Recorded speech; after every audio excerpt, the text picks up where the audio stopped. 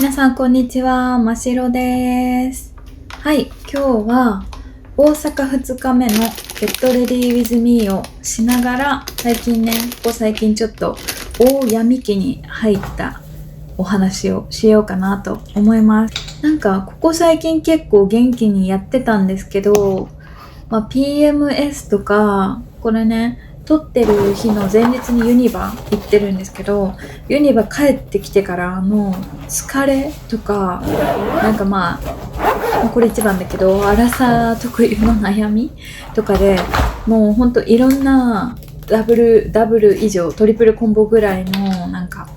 闇期というか悩みがあって、もうすっごく心身ともにボロボロになりました。はい、そんな感じでこのまま Get Ready With Me もしていこうと思います。何気初めてかな。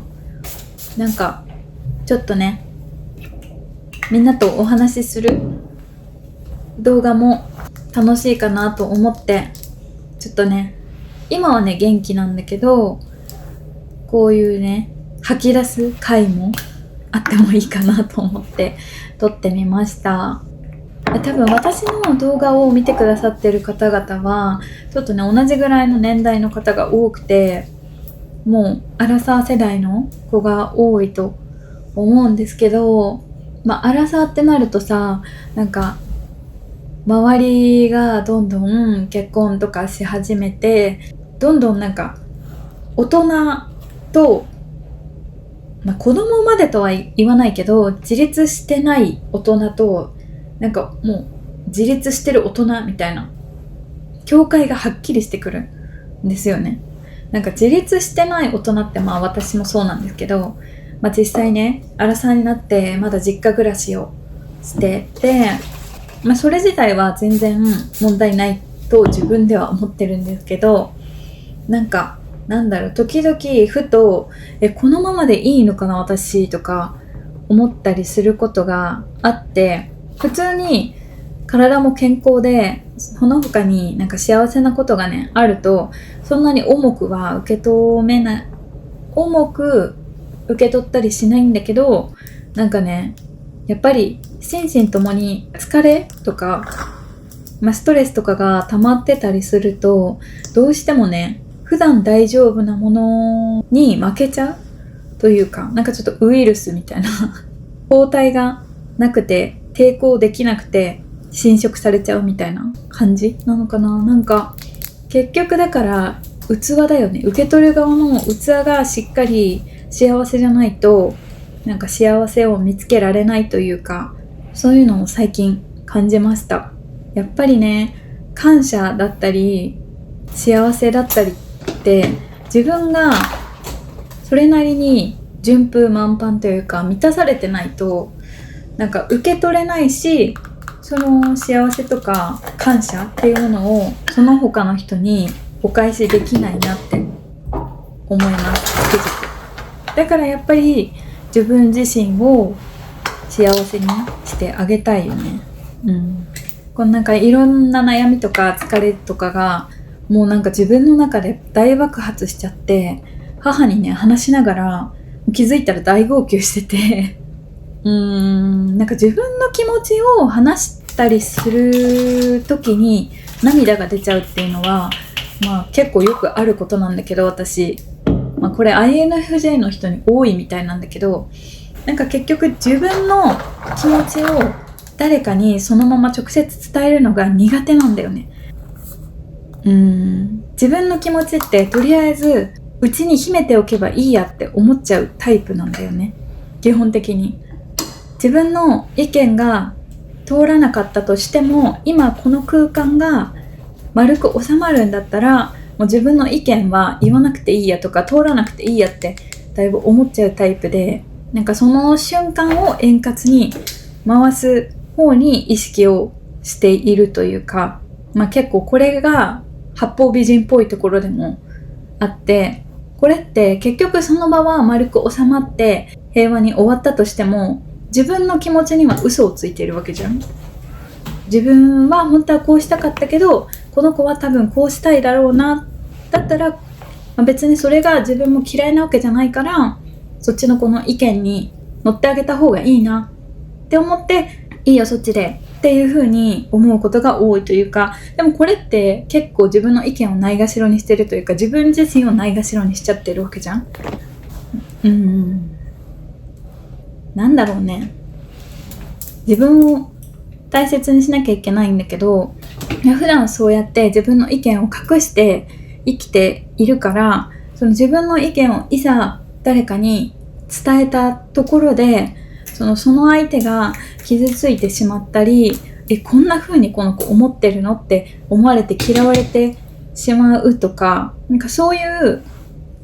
恐怖っていうものが私の中で勝っちゃって、その嫌われたくないっていう私の中ですごい大部分を占めている気持ちが多分涙として出てきちゃうのかなって自分の中では分析してるんだけど、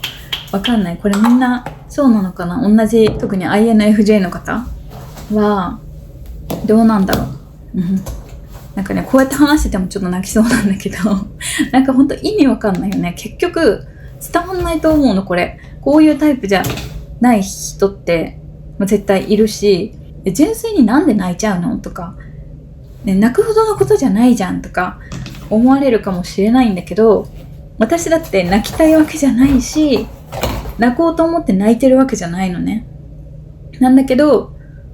なんかもう自然と涙が出ちゃう。もう本当にね、女優ですかってぐらいもうなんかツーって涙がね垂れてくるの。不思議だよねこれ。そうね。でもだからもうね、